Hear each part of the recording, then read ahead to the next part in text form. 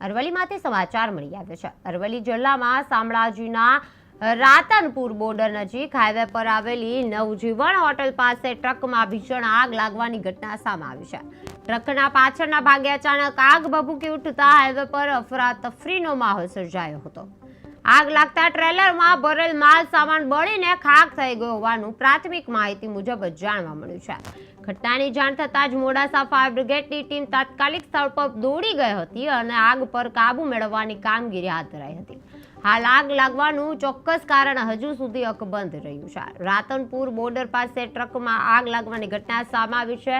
Highway પર અચાનક આગ ભભૂકી ઉઠી હતી। ટ્રેલરનો માલ સામાન છે એ બળીને ખાખ થઈ ગયો હતો। મોડાસા ફાયર ટીમ દોડી આવી હતી। આગનું કારણ હજુ સુધી અકબંધ રહ્યું છે। ટ્રેલરનો માલ સામાન છે બળીને ખાખ થઈ ગયો હતો। રાતનપુર બોર્ડર પાસે ટ્રકમાં આગ લાગવાની ઘટના સામે આવી છે। હાઈવે પર અચાનક આગ ભભૂકી ઉઠી હતી, જેમાં ટ્રેલરનો માલ સામાન છે બળીને ખાખ થઈ ગયો હતો।